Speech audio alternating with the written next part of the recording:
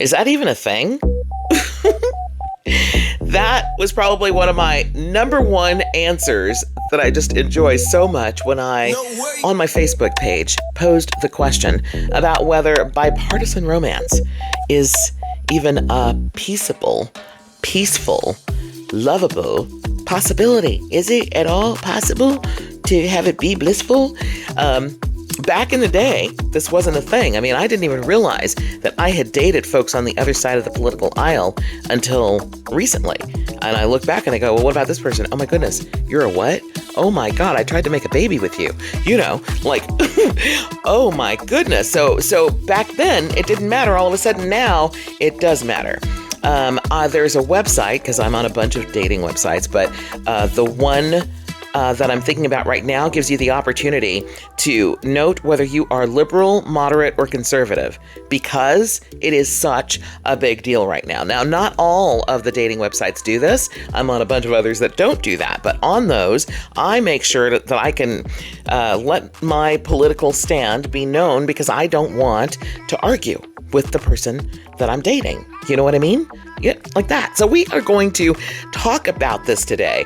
Bipartisan relationships is how this starts, but you're going to see that it bleeds over into a much bigger issue, a more profound issue about how we heal this country, if that's even possible. I have tons of feedback to the question to share with you from Republicans and Democrats alike. One guy was a telemarketer, and I decided to flip the tables right quick. And I said, hey, I'm doing a super short 2-question survey. Can I run that by you right quick? And he said, okay. End of the story on that is he was Republican. He hated my question. I will share what he yelled at me before hanging up on me. Yeah, that happened. And ultimately, today is about how can love block the potential venom in these bipartisan unions, in our bipartisan coexistence. Can we do that peacefully? Or there are those like the telemarketer guy who think that's just a ridiculous idea. Don't even contemplate it. But I have more faith than that. And so we are going to talk about that today. Welcome to The Conscious Cougar, where it's all about wisdom, health, and of course, beauty by any means necessary. I'm Gillian Harris. And I guess today we're going the wisdom route, which would be the healthier way for our country, right? Which, of course, would ultimately be beautiful. And, you know, we need to approach that beauty, that healthiness, that healing by any means necessary, by any peaceful means necessary. So I don't even know really where to start. Basically, we're approaching this huge issue that we're facing in our country, but just in a different way today. Here is how the topic came up. My dad was amazing. He could fix anything. He passed away last year and I moved in with my mom. So with no dad, we needed to hire a handyman because I did not inherit those fix anything skills from him. I could do a lot of stuff, but not all that he could do. I actually already had a handyman out in this area, but he was so busy I needed to hire a second one. So I describe the two like this. One is my Santa body handyman. That's the original one. And then the other one is the 6-pack handyman. The 6-pack guy, 63 years old, 6'1", adorable smile, awesome personality, or so I thought. And he came by to fix a lot of things for us. He became my favorite handyman. And then, after a few months, he started flirting. And so I figured, I'll flirt back. And then we were at that stage, you know, where you qualify each other. You're asking questions, you're telling each other things, you're trying to figure out, is this a workable situation? I could see pretty early on that this was going to be a little bit complicated because he wasn't a Democrat. And in fact, though he said he's not a Republican and he was definitely not for Trump, those were his words at the beginning anyway, he defended Trump. He wasn't for him, but he defended him with the things that he said that it seemed like he wasn't aware that Mr. Trump was saying the same things. He was also okay with people like Marjorie Taylor Greene. He spoke highly of Ted Cruz and Tucker Carlson and a few others from that gang. This was the first time that I heard the rabbit hole term, the deep state, And I learned the difference between what he called a real Republican and a rhino. What? Rhinos were fake Republicans. He says Liz Cheney is a rhino. Which is interesting. I will tell you what I thought a rhino was when we come back. First, I just need to mention, we've got sponsors today. Girlmojis.com. That's girl, MOJIS, as in Sam. Do not forget the S on the end of that, or you will end up in a place that will make you blush. Girlmojis.com. Super cool art on super cool stuff, and proceeds going to the Ukraine. The show is also brought to you this time by Stargate Adventure, the place to learn to use your mediumship and other metaphysical gifts. StargateAdventure.com. Okay, so we're back on this topic. So I want you to know that my original interpretation of the slang rhino and what that meant, that was the human male counterpart to the cougar. Okay, that's what I read somewhere on the internet somewhere. I don't know where I read it.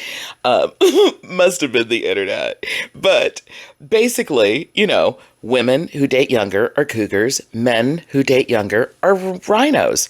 That's what I heard. And then I thought that was really funny because rhinos are not cute. Where cougars are beautiful. And cougars, a cougar, like an animal cougar, can kick an animal rhino's ass. Like, you know that, right? Okay, anyway. Okay, tangent. Where were we? Yeah, red flags, sirens. Red flags going off left and right with the six-pack guy, okay? I mean, he's gorgeous, yeah. Great smile, yeah. But for one, you know, is that a six-pack or is that a five-pack? I mean, I was just starting to see things. And then I'm like, you know, in my head, I'm like, you're messing up my thing anyway. I'm supposed to date younger, not older. Hello, I'm a cougar. Hello. And he's just saying objectionable things.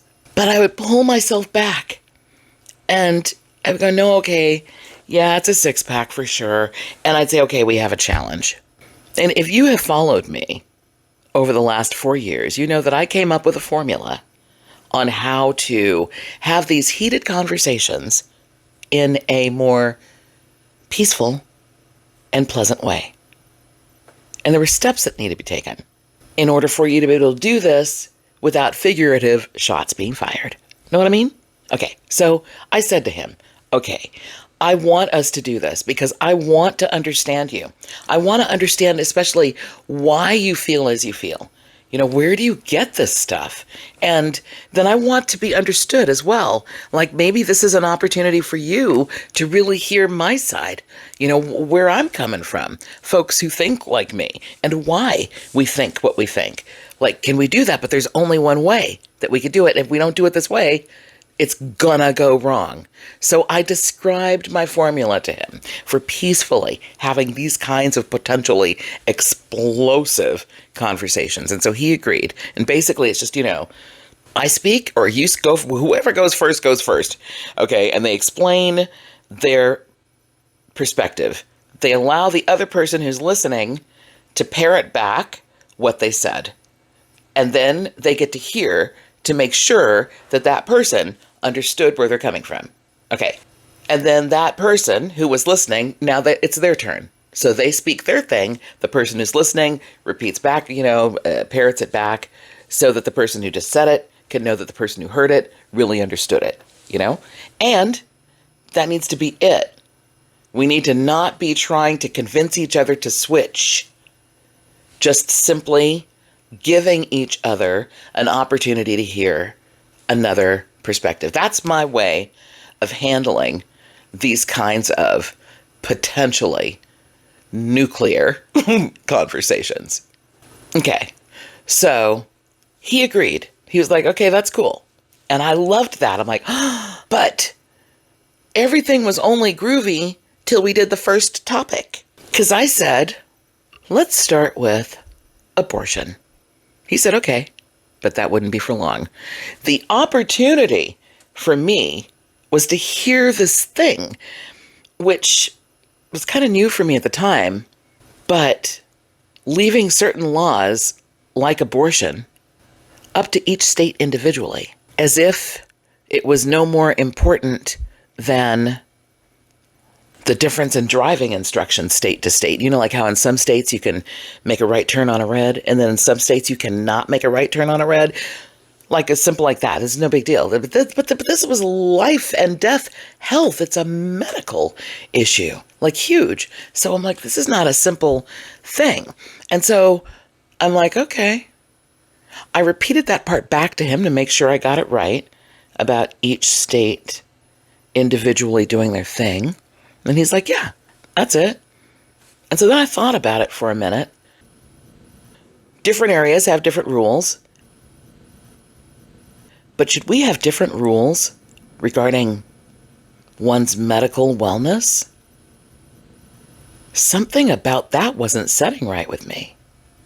And I also realized that there were some states where there were lawmakers who didn't understand why abortion became legal in the first place. Didn't understand, nor maybe didn't care about maternity statistics. How dangerous it is just to be pregnant. Hello? And what kind of medical procedures might be necessary just to save that woman's life, just to save her life, to make it so she can actually have children in the future? Hello? I seriously was like quiet and thinking for a minute. And I was realizing that saying no to abortion meant women are gonna die. They probably already are dying, is what I thought at that time. And this is like 6 months ago from whenever the record date on this is. And then my mind flashed on women who'd been violently abused, victimized sexually, and impregnated by that nightmare. What about them? And by then, there'd already been news about a 12-year-old who had been repeatedly raped by somebody and then eventually impregnated, and the hell that she was going through to get an abortion, and then the criticism that she actually got from lawmakers after that happened. And then there was a 10-year-old who was a rape victim, and her doctor had to go before a judge to defend why she gave that child an abortion medication. Really? The kid's in the 5th frickin' grade. Oh my God. In Mississippi, a little girl was raped, I think in like her front yard or something. She was 12 and basically had to give birth to this child. This child gave birth to this child because of Mississippi laws and doctors being afraid to do what they needed to do. And never mind. It's like a long story. And by now, as I speak, we've had women die. But now, back when I was looking at this 6-pack situation, that hadn't happened yet that I knew of anybody dying, but I knew that it was a possibility, and it just hadn't hit the airwaves yet. I knew that was possible. I just knew this was a bad thing and that he didn't get it, and I needed to explain to him how huge this was. I said, I have a hard enough time not being able to do anything for people in other parts of the world who are victims or starving or impoverished or dying for some reason, because I can't reach them. But I will be damned if I'm going to be okay with a fellow American right here in the same country as me being disregarded, basically, and in many cases just let to die. Because that particular state doesn't want to let the medical profession and what science has learned do what's needed for her wellness and health. I can't. He basically told me that all those cases of women suffering, dying, and whatnot, that they were all just... Wait. I've got a drum roll. Let's put drum roll, please. He told me that all of that was fake news. Yes, that's what he said. And I thought, oh no.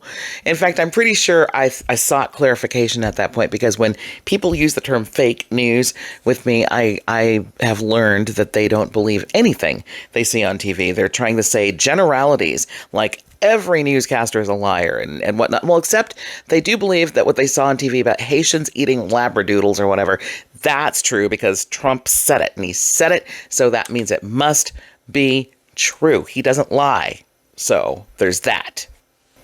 But other than that, anything else you see on television is a lie. The moon, we've never been there.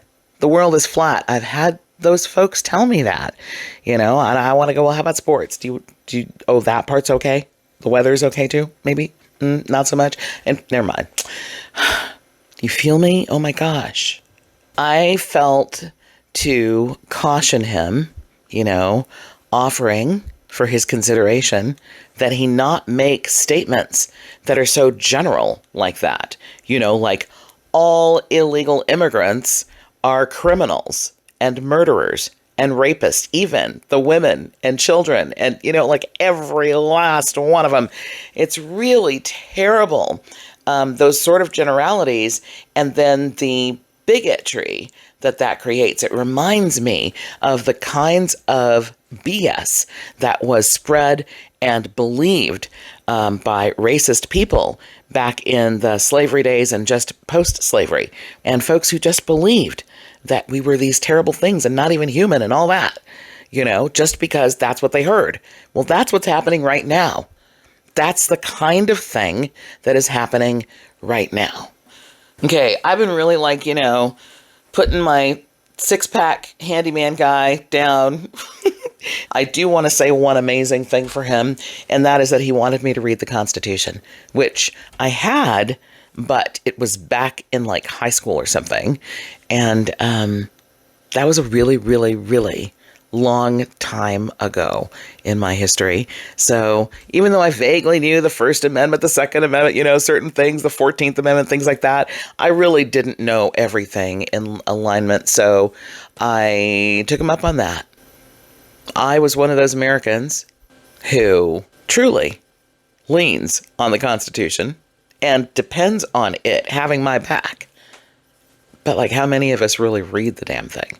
So I read it, which was great. And I'll tell you, I searched high, and then after that, I searched low.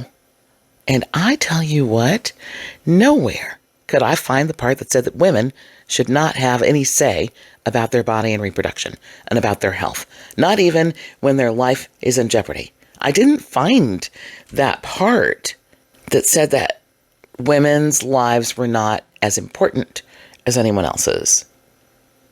I'm telling you, I searched, I looked for it. I didn't see it anywhere. Okay, so listen, I'm liberal. To me, liberal means flexible. I am a genuine lover. Live and let live, love and let love. I'll probably say that again, I'm sure.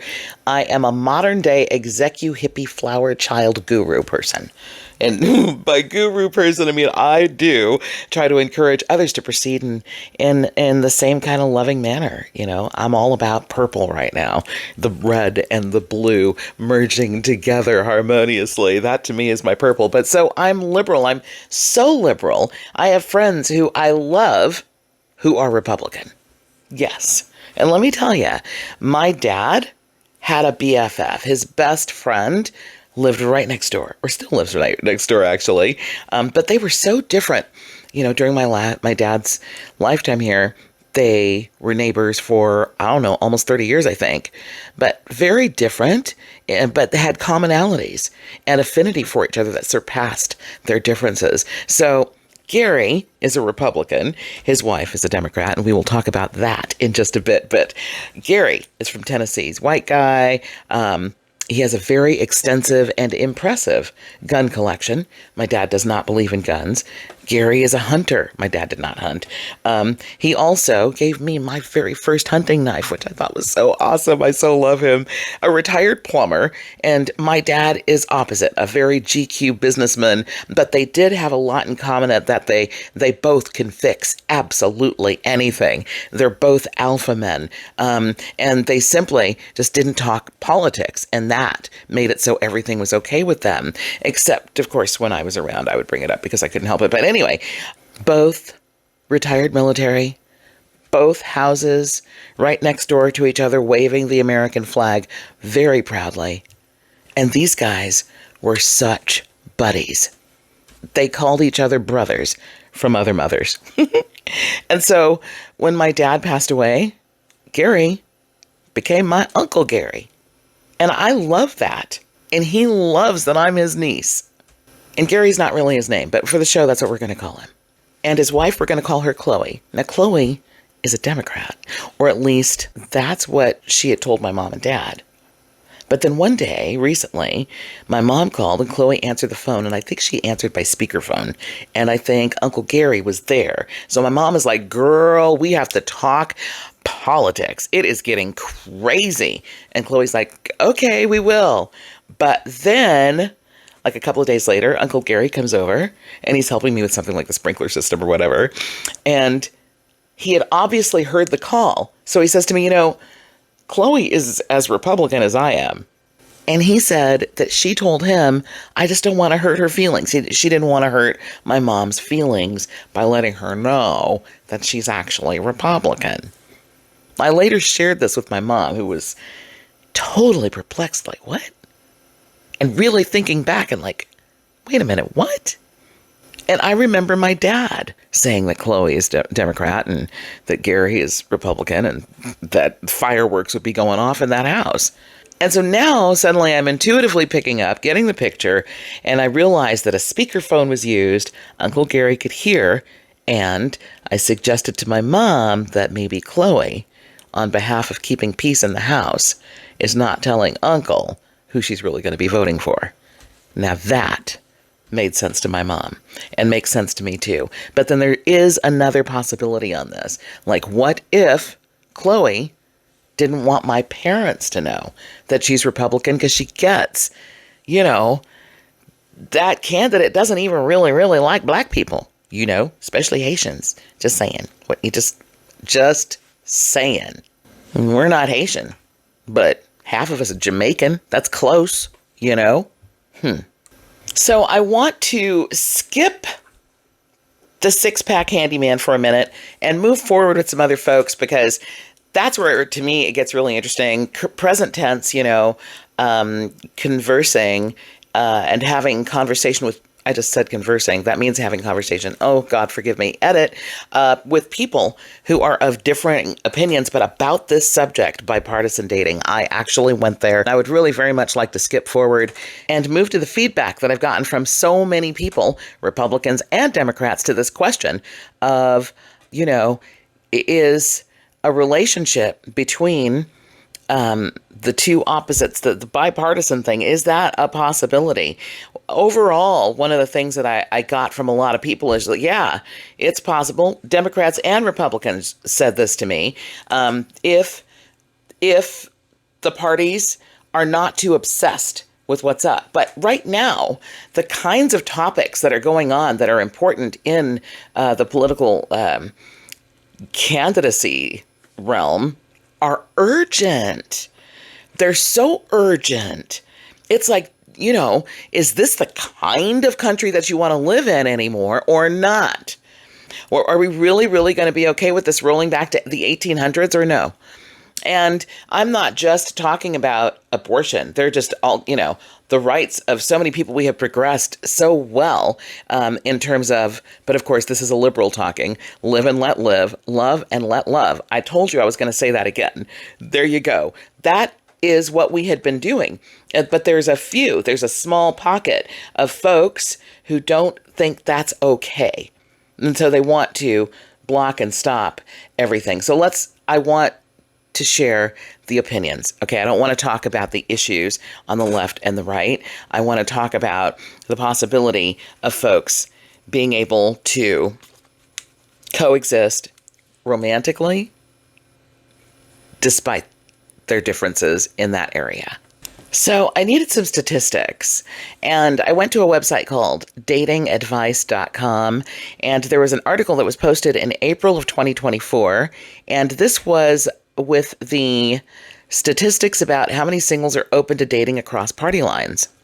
Altogether, Amber Brooks, who wrote this, said 63% of singles remain open to dating across the political spectrum. But as I read along, I realized that this varied state to state, the number who would be willing to cross party lines romantically. The biggest numbers, Wyoming at 33%, South Dakota 29%, and North Dakota 50% of Republicans would not ever even consider dating a Democrat. Yep, that's what the study says. On the other side, there's nothing quite as big and startling as the number of Republicans who refuse to date Democrats, but I did see some pretty big numbers for, South Dakota, and 43%, and Washington, 27%. I thought I saw another big number. Another 27% for New Jersey. 33% Montana. Hello, Montana. 29% Massachusetts. 29% Idaho. And that is of Democrats who would not even contemplate dating a Republican. And then the number or the percentage of those who would date anyone regardless of their political affiliation, 72% in Alabama. I'm stunned by that. 66% in Alaska. I thought that was interesting. It's because, I don't care what you believe. Just, come out here and shovel snow with me. We got work to do. Hawaii, 72%. That makes sense. Kentucky, 71%. California was only 59%. Montana, only 34% of folks who would date anyone regardless. So there you have some numbers right there. Utah, 77%. Really? I did not know Utah to be that liberal. That's what it feels like. Rhode Island. Or are these people saying, yes, I would date anybody. It doesn't matter. We just need to not talk about it. So that's the part I don't know to qualify this information. So let's start with the telemarketer. Yeah, remember him? So I just said, bipartisan dating. I am just soliciting answers for a provocative podcast that I am putting together and just wondering, is it possible to date bipartisan nowadays? To do that in this country where, there's such division. Is it possible to do that blissfully? And he came back quick, fast, adamant, interrupted me and yelled, no. I'm like, oh, yeah, but he's like, no, there's too much hate on both sides. It's not possible. I'm Republican. My whole family's Republican. We should just stick with our own kind. I go, okay, and he hung up on me. That happened. Okay, before I go any further, I also want to say that most people did not want to have their voice be part of this podcast. People are terrified to speak their mind if it is in opposition of number 45 becoming number 47. And that's a sad thing. What about the Constitution? Like freedom of speech, why isn't it okay? Why can't we safely speak our minds? I'm speaking as what am I again? Oh yeah, liberal. And, pushing purple. And I have been called an abomination as a minister because I'm pushing purple and because I'm saying merge, let's get together, let's unite. I have been told that they hope that the coals are hot in the hell that awaits me. That's what I was. And I was like, you know what? Bless you. Yeah. So it's scary at this time, unfortunately, because some folks can't handle hearing other opinions, but you're going to hear both sides right now. So some Democrats, some Republicans, some Democrat. Let's go. First one is from my friend Michael, who is a very, very, very, like almost to me, annoyingly conservative Democrat. Yeah. And he wrote back and he said, in today's current climate, with the way people are polarized, it wouldn't be a wise thing to even try to have that conversation unless the person you're talking to is extremely mature and has the ability to not be myopic and have empathy for each other's points of view. Otherwise, trying to date under those circumstances will be nearly impossible. There are families that have gotten together on Thanksgiving and fights have broken out and they don't speak to each other any longer due to the differences in their view on politics. But I can understand, one, I'm very passionate about the subject, and it's hard for me to talk to the opposing side. Most of the people who are regular conservatives could have that conversation with you, but someone who is MAGA wouldn't be able to process the truth or understand any of your point of view. They basically are in a cult, and you'll be wasting your time trying to reason with them. End quote. Amy is a friend and employee, and she is a Republican. She is a very, very liberal Republican. And she said a lot of stuff. Let me find the parts to share with you. So Amy's basically answering the first question, bipartisan dating. Is it even possible in this country at this particular time? And she says, quote, sorta. I feel like people are so one way opposed to the other that it's hard to date one way or another. I think if love is involved, you can get past things. And as long as you have a good understanding of where the other person is coming from, it's absolutely possible. But the key is to listen to what the other person has to say and understand it and not be critical of it, and it's absolutely possible. Answering the question about whether this can be done in a healthy way, she agrees with me in terms of taking the steps of, not trying to force someone else to agree with you, but to hear them out and make sure that they understand that you understand what they said. I asked, have you dated bipartisanly? And she said, I have dated bipartisanly, but when one person doesn't want to compromise or see the other person's side of the spectrum, it ends up becoming a fight. And there must be mutual understanding. I asked if she would date bipartisanly, and she said I absolutely would, because in a relationship, you can't base everything on a political standpoint. In every relationship, there must be understanding and acceptance. And even when somebody doesn't agree with you, you have to understand that your view is not the only view, and you have to be willing to listen to the other person, even if they don't agree. And then I mentioned that dating website where you get to identify yourself as conservative, liberal, or moderate. I asked, what do you think about that? And she said, I'm going to be perfectly honest. On the dating websites that I regularly am on, I do not list my political views. I like to give everybody a fair and honest chance at explaining themselves. But I am also sometimes a little judgy.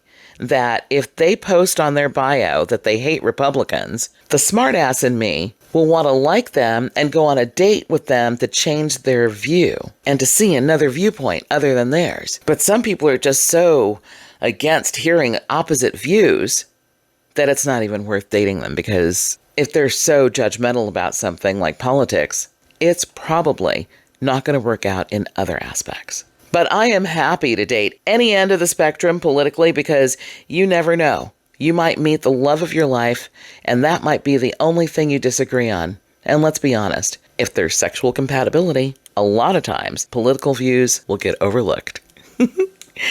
I don't know if I can agree with that part there, but I thought it was cute.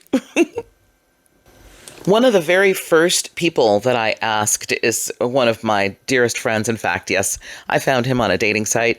Ken, he said, and I was just impressed by this, so impressed by this. Damn, I know how to pick him. Bipartisan dating, yes, it can work.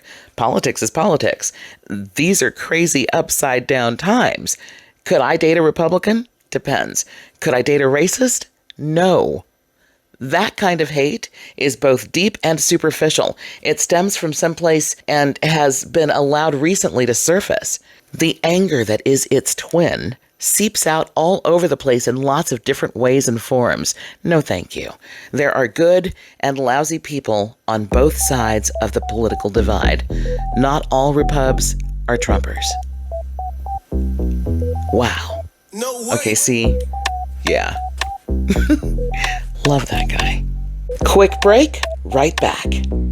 Girlmojis.com. Original art by a cool guy with a huge heart. I call it Caveman Picasso, but it's pop art, graffiti on cute clothes and accessories, t-shirts and dresses and mugs and notebooks and phone covers and more. It's really a must-see. You've got to put your eyes on this stuff. Stop by girlmojis.com. That's girl, M as in Mary, O-J-I-S as in Sam.com. Do not forget the S. And search the 34-page catalog. The creations get better and better as you scroll through. One of the coolest parts is he's sending the proceeds to assist the effort for life and peace in the Ukraine. So if you want to help the Ukraine, buy a cute mug, dress, t-shirt or something.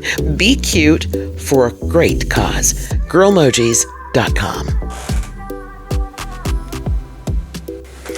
Hey, so I'm back, and moving forward, I want to share two more responses with you. But before doing that, I don't know if this matters, but I want to go back, and I probably should have done it as I was going along, but everybody's white so far, if that matters. Most are straight. Michael is African American. Let's see. Everybody else, Amy, Ken, I'm assuming that the telemarketer was white. I don't know that for sure. I don't, but I'm making an assumption. And he probably assumed I was white too, whatever. And then coming up, two more people, they're also white. I didn't do good in talking to African Americans, I guess. Oh my God, I tried. But like I said in the beginning, a lot of people did not want to input on this. And a lot of people are worried about conversing and being open and out, like on the web. Are you kidding? And acknowledging their opposition to Donald Trump. For me, it is not about opposition so much as it is about us needing to get along, to be able to harmonize. And that's not just now, but like when the vote happens, then we've got a whole future to go with being able to coexist peacefully, harmoniously, even harmonious, even more than peaceful. Like, it can be peaceful if people are just like biting they're not saying what they really feel, but if they really feel the unity and whatnot, that would be just amazing. If we can have that in this country, we actually would get somewhere. But so one way or the other, we're going to have to deal with this. And so it's just like these relationship things, but let's just go through these two more brilliant people. Christine is somebody I also met on a dating site, and haven't met her in person yet, but she's brilliant. So I asked her the same exact questions. Can we do this? Is this possible to have a blissful, lovable relationship between a Republican and a Democrat at this time? And basically she's like, no. And here's a quote. No to all of the above, end quote. Here's a quote. It depends on what you call a relationship. If you're just fuck buddies, and that's it, then you're not really even friends. Then yes, I suppose you could do it.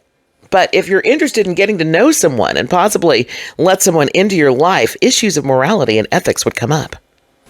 Then she was like, the only way that would work is if the individuals were in a community where they were completely sheltered and ignorant to the conditions that were going on around them outside of that community, but that's rare.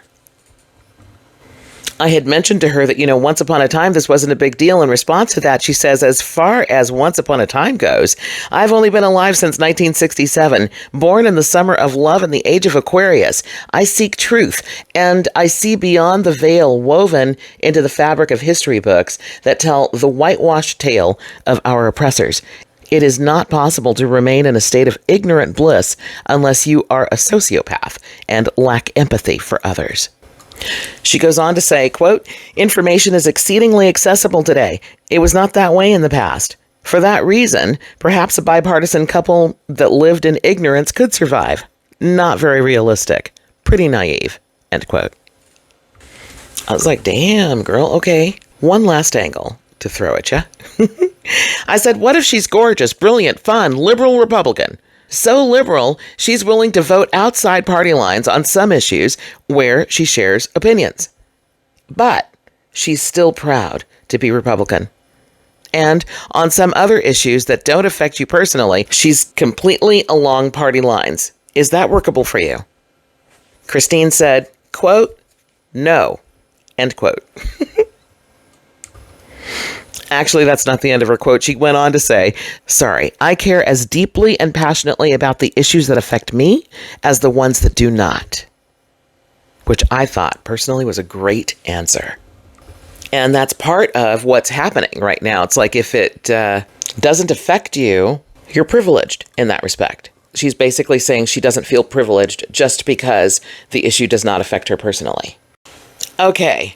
Last, but absolutely not least, okay, this person I came across on Facebook, and this was the first day that I was doing my purple campaign, where I would pick, in fact, this is the one that led me that way. The algorithms had him show up on my feed, and it was a red meme thing against Kamala and Tim Walz. And I was like, why is this showing up on what kind of algorithms are these? Like, who is this person? And then I go and I look and I'm like, oh, we're friends. Oh my God. I'm friends with this particular Republican person. And then I'm like, how did that happen? And then I look into it and, see who our mutual friends are. And so I figured it out. My ex, Randy Frakes from 2015, we broke up in 2015. Never mind, long story, but you know how some of Randy's friends befriended me. I befriended some of Randy's friends and then some of their friends, that whole thing, chain reaction that happens. And that is how this really awesome guy, Rich, became part of my world, my Facebook world, at least for now. Although I really do hope that we're friends. And what's interesting is that, to me, this is just yet another opportunity. I really, really believe that every time we bump into somebody who feels completely different than us, it is an opportunity. It doesn't have to be terrible. Right now, what I think is also interesting is both sides have folks that are deep, deep, deep in prayer. Deep in prayer. And I just stopped by Rich's page and I commented on a post that I saw. Oh, he did a meme a day ago, which was not cool. This person who looks like Hitler talking to a person who looks like Kamala, looks like a Girl Scout uniforms or whatever. And they say, just keep repeating the lie over and over and they will believe you. That's what the meme quote is. And if I'm not mistaken, he copied that from somebody else or shared it from somebody else's page. And I said, hi, Rich, funny. The left feels exactly the same way about the right. And Mr. Vance also vehemently referred to Mr. Trump as America's Hitler at one point. OM to the G. What are we going to do? This stalemate is so intense. And I told him I'm editing this podcast right now. Then I scrolled a little bit farther. Oh, damn, where is it? Okay, here we go. There was a lady who just like 12 hours prior to me seeing this wrote and said, I'm calling all intercessors to start interceding like never before. I just heard the Spirit of God say, quote, I need you to pray. There is something catastrophic that wants to hit this nation, end quote. This is not to bring fear on you as intercessors. No, there is much power as we travail and pray. Send this to others who you know will pray. Even if we can't stop it completely, we can certainly minimize it through intercession. God bless each of you. And I understand that maybe she saw some poll or something and maybe Kamala was a little bit ahead or whatever. And just like how the left feels when the poll shows that the right is ahead, the right would feel the same way. This is a really intense race going on. So I commented, thank you for the blessing, Janet. God bless you too. We may each have a different perspective of what would be catastrophic, but I am praying right alongside you to the same God. I believe that somehow we're going to be okay. Heart. I did that. And now all she's going to do, she's going to go, who is this person? And she's going to go to my page and she's going to find out just how blue I am. You know, how I'm purple, really, but I'm blue, in open arms to embrace. That's what I am. So anyway, I want to get to Rich and what he commented in terms of bipartisan romance.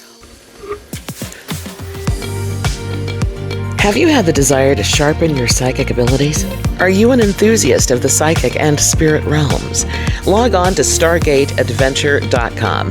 Gain a unique insight into the interconnectedness of energy, interact with otherworldly entities, and delve into the spirit realm. Learn to exercise your natural medium and psychic abilities. While we're at it, would you like to understand how to actually use those stones and crystals you bought? StargateAdventure.com, a metaphysical learning academy. There's live and pre-recorded courses. We'll see you there. All right then, so hey, we're back, and it is I, Gillian Harris, the Conscious Cougar. This show's got a motto: wisdom, health, and beauty by any means necessary. Yeah. And so today, this subject, although very political, is absolutely in alignment with some of the things we talk about here. And I would say this one is about wisdom, but for us to be able to grasp the wisdom necessary to solve the situation and the challenge that we face as a result of the politics right now would absolutely be the healthiest thing. That'd be the healthiest thing for us individually and for the country as a whole, which would be beautiful. Admit it. And we need to make that happen by any means necessary. And somehow unity has got to be part of it. Seriously. Okay, now, I've been taking you on a journey of where I've been lately, what I've been talking to people about lately, and there's this guy, Rich. And I met Rich via Facebook. He had a page and he'd put a meme up there and it was anti-Kamala, and I jumped in with love and peace and olive branches and stuff, and I want you to know his people beat me up. They bludgeoned me as much as they could verbally. And yeah, so that happened, but I stood my ground. I want you to know I stood my ground for peace, and my thing is to not come back with name calling no matter how many names they're calling me. I have been called some stuff. For promoting, for having the audacity to suggest that we merge and become one and we, compromise with each other and those sort of things. One person said they hope the coals are hot in the hell that awaits me. And then another person, knowing that I'm an ordained minister, said that I was an abomination. Oh my goodness. Yeah. And I just keep promoting peace and togetherness and being able to get through this in a loving way. And I know whose footsteps I'm walking in, So it's funny because they claim to be walking in the same ones, but I don't know. Anyway, so Rich. I wrote Rich later and I said, thank you so much for that opportunity. And we sort of started a miniature banter back and forth with just a couple of exchanges back and forth with regard to what's happening on the planet. And he was so cool to offer to respond to my survey question of, is it possible to have a bipartisan relationship, a romance, a love, a passionate, blissful, encounter that's going to be like for a lifetime, like the 111 with somebody who is on the opposite side of the political opinion. Need you to know, this is, if you're on the left side, the West, that's so funny. If you're on the left, if you're a Democrat, and maybe even independent leaning to the left, this will be hard for you to hear. But let's just speak the truth. This is what it's about. This is about being able to hear what the other side feels and not feel animosity. Instead, collect yourself, okay? Collect yourself and be able to calmly, seriously, there's no good in getting all ruffled. Calmly be able to either enter into that conversation with what the facts really, really are, or something. What I find to be interesting about what Rich says is that if you just flip it, we're both sides are saying exactly the same thing about the other side. Okay, so except you can hear the difference, that he is not liberal and that he sees that there can only be one religion and that it's not okay. Like, I'm trans-denominational. And so that literally, for me, means a little bit of this and a little bit of that. I love a good Shabbat dinner. I love Hindu, Buddhism. Oh my gosh. There's so much richness and value to be gotten from all of it. And however, Jesus is the one that I walk consciously in his footsteps. And however, again, I think I perceive Jesus different than a lot of Christians do. But it's a great big deal. He's a big deal, So, we all have our own way of doing it. Like, you do you, I'll do me. That's that liberal thing, though, coming out of me. But come on, without further ado, let's see how Rich responded to the question about bipartisan romance. Everybody take a deep breath. You got to be calm. Okay, here we go. He said, quote, "To be honest, before, when I was growing up, there were Republicans and there were Democrats. I was a Democrat. But over the years, the Democratic Party has begun to deviate from what is good and right, and I moved over to the Republican side. Now, what I'm seeing, I have difficulty believing.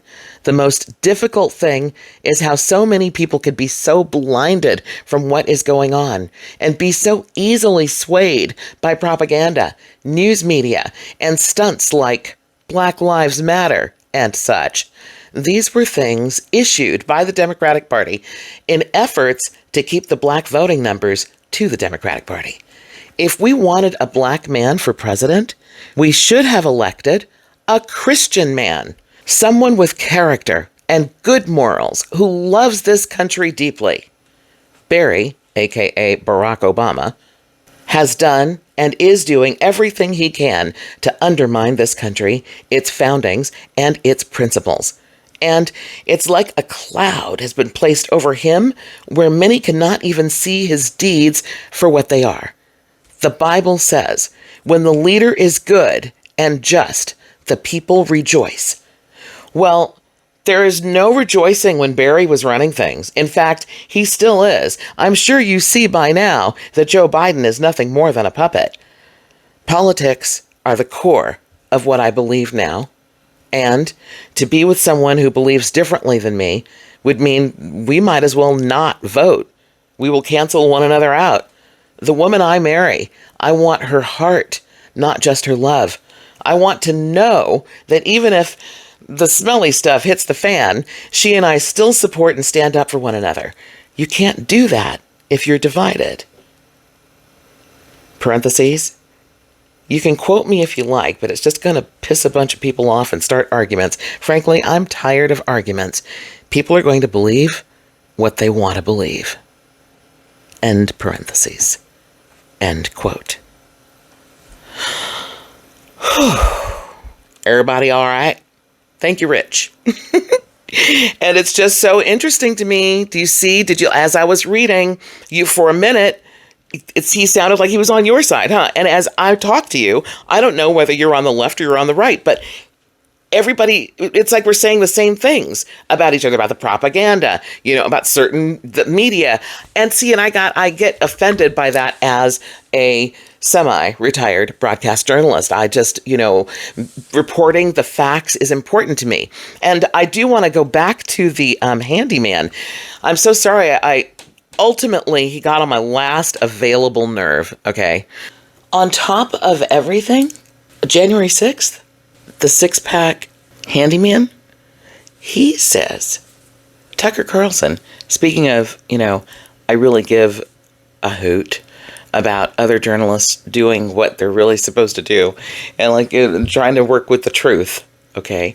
So I'm offended by Tucker Carlson, and he's Tucker's a hero. And he sends me this clip of Tucker showing on his newscast the side of the building on January 6th where an officer had let in a small group of demonstrators and their flags, or I think they had flags, I really don't remember, but they peacefully walked in, and they were relatively quiet and just kind of walking in, and that clip lasts about 1,000, 2,000, 3,000, 4. And that's pretty much it, because there's really not much else to see in that moment. Because now the action, and so the handyman had a problem with this. Why are they showing all that other stuff? Why don't they show you this? Well, because, and I tried to explain it to him, it's like a hurricane. Okay, you've got the outskirts, the very, very outer, just outside the outer edge, just outside the outer edge of the hurricane, and then you got the eye of the storm. Okay, so what was happening on the footage that Tucker Carlson showed you was the outer edge. Okay, so there's a little stuff. But nobody wants to see that. People want to see what happened at the eye of the storm, which is what you see on television all the time in the newscast. That's why. And he had a problem with that. Like that was some sort of media fabrication. And that on top of me realizing that there was, how do I even put this? There was a psychological, emotional, for sure, imbalance between us, incompatibility, and that was going to be a problem long run. I was like, you know what? I'm done here. Click. And that was it. He has not heard from me since then. It's been about actually 7 months as I speak. But I will be telling him about this podcast. I feel the nudge to tell you a story. When I was a little kid, my family became a member of All Saints Episcopal Church in Riverside. And they had an organization called GFS, Girls Friendly Society, which was very much like Girl Scouts, but it was through the church. And I remember we had these capes, and on the capes you would earn these emblems. And, so the idea is to have your cape totally full of emblems, Well, my BFF at the time was Becky Pitts, Rebecca Pitts, who lived near Emerson Elementary School. So we went to the same elementary school for a long while, but then her family moved to a different neighborhood. So then by the time we were in high school, even though we were still in touch, she was in a different district. So she was at Poly High School, and I was at North High, and we both were cheerleaders. And on this one particular day, it was super cool. We were so excited that, the crosstown, the real rivals, North and Poly, were going to play each other. And Becky and I knew that our schools were going to be doing this, that we would have an opportunity to see each other. I mean, that's what we're thinking about. We've got this long history. At this point, I guess a good 12 or so years we'd been friends. I mean, BFFs for real. And so the game is on. Okay, and then we're at halftime. And Becky and I both, at the same time, run to the center of the field and hug each other and have the best reunion ever. It was so incredibly awesome to see her. I mean, everything else aside, the fact that our teams are opposing each other and one of us is going to win, not both. We were not thinking about the fact that our schools hated each other. I mean, hated each other. This was major rivalry, Poly and North. And I don't know if it's still the same, but this was a big deal. They hated each other. Oh, and then there's the fact that she's white and I'm black. We didn't even think about that. We loved each other. We were B to the F to the Fs. You don't understand. So, no, what? And I realized that, wow, these folks are superficial. that they are not, I get what you're saying, y'all, but actually, wasn't that beautiful symbolism? And they couldn't see it. They could not see it. I'm sorry. This was a purple moment. Do you feel me? And, I'm driven right now just to speak that because you guys, we're about to have an election. And for all I know, you may not have bumped into this podcast until after the election. What the actual heck is happening? How is this going? Yeah. Lord, I am so hoping and praying that people will continue to pray the intercession that woman on Rich's page was talking about. Everybody pray, but I hope that everybody, as they pray, is praying for the greater good. The greater good being peace, unity somehow. Okay, we're in a situation. Someone's going to win the election. And then how are we going to be?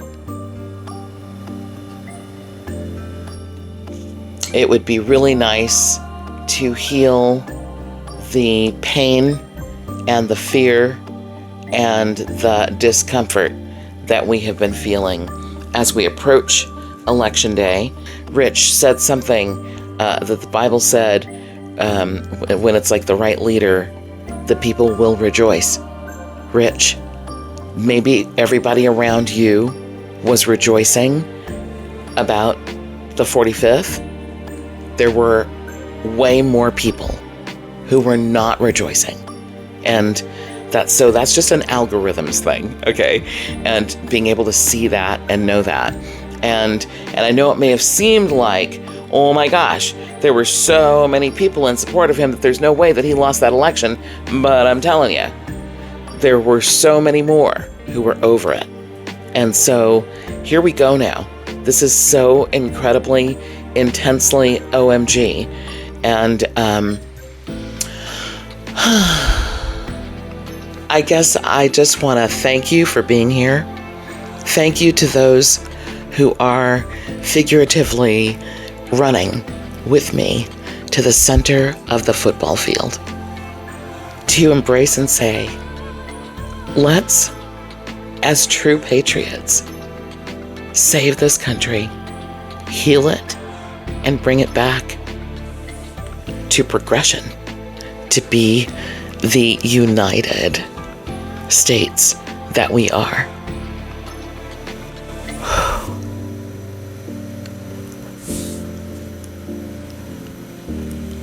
I'm Gillian Harris, the Conscious Cougar, over and out.